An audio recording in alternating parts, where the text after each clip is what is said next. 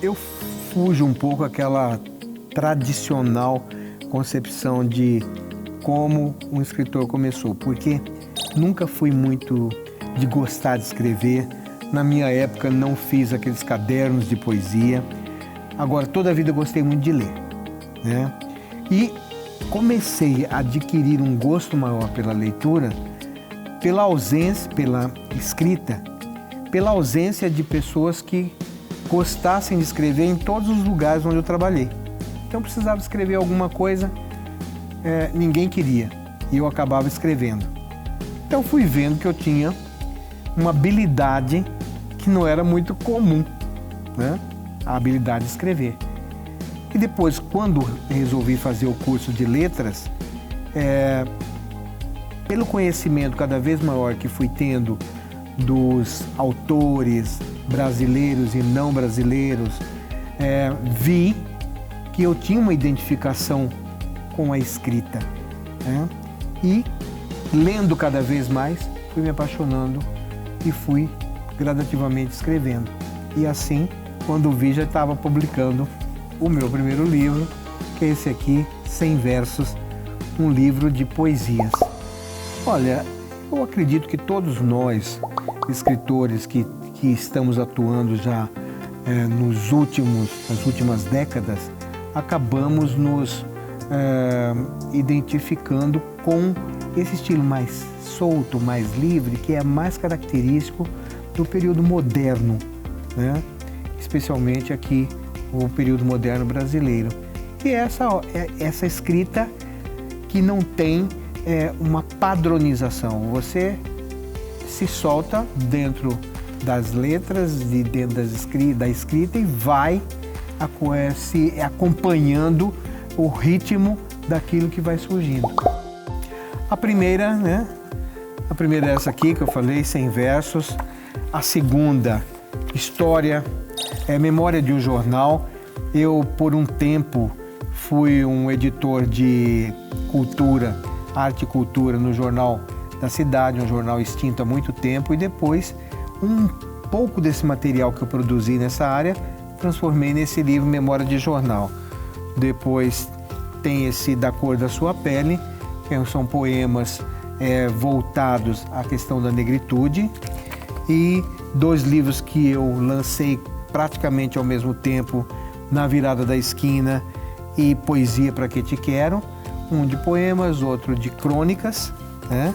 A Nuvem que Choveu é o meu único livro voltado para o universo infantil, e o último livro, que é esse aqui, Campo Grande, Aquarela de Luz, um livro que eu escrevi sobre Campo Grande, os pontos turísticos. E tem um outro livro que eu já não tenho mais, que foi uma coletânea de textos teatrais de vários autores do estado de Mato Grosso do Sul.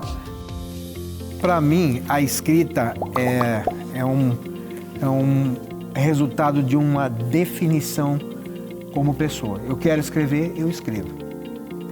Claro que você, quando sente aquilo brotar dentro de você, vem com uma carga maior, uma beleza às vezes maior. Mas eu entendo que a escrita, ela nasce da inspiração, que é isso que eu disse, quando vem, né? E da transpiração, que é o trabalho, o suor mesmo de você se dedicar. Se eu agora resolver escrever, eu vou dar em cima disso daqui e vou escrever. No começo parece que sai uma coisa menos satisfatória, mas à medida que você vai escrevendo, trabalhando com as palavras, dominando as palavras, você dá conta de chegar no que você quer. Eu acho que o difícil é a ideia principal que você quer escrever, que você quer que movimente aquele texto, seja ele uma prosa poética, seja ele uma prosa comum, seja ele uma simples poesia, né? Você vai, à medida que você descobre a ideia central do que você quer, pronto, o resto é decorrência disso. Eu vou dar uma ideia bem antiga para esse jovem escritor. Leia, leia, leia, leia, leia. Porque a leitura é que te dá a base para a escrita, né? E, portanto, ao ler muito, escreva muito também, né? Tente, rasgue quantos papéis forem necessários e jogue fora, reescreva quantas vezes forem necessárias, mas, acima de tudo, leia, porque a leitura é a base da boa escrita.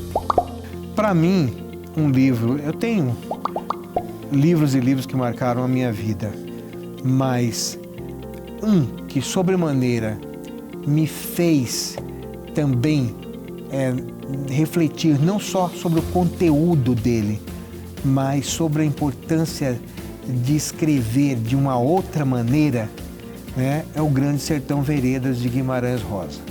Foi um livro que mexeu com a minha cabeça, com a minha estrutura pessoal, trouxe uma forma diferenciada na literatura.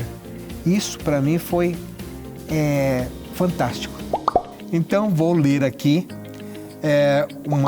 um poema meu do último livro, Campo Grande e a Qualidade de Luz. Capital dos ipês.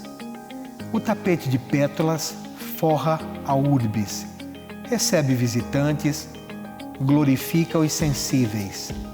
Os ipês na paisagem, florada, passageira, amarela, branca ou roxa, ironiza a beleza duradoura. Ratifica a força do momento, agora, e o agora é nada. Vale pelo ano todo a magia do ipê nas retinas.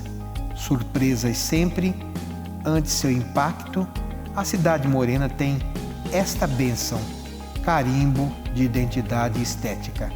Milhares de ipês abraçam e vestem de flores ocasionais. A morena singela, capital dos ipês. Eu sou Américo Calheiros e estou em Campo Grande.online.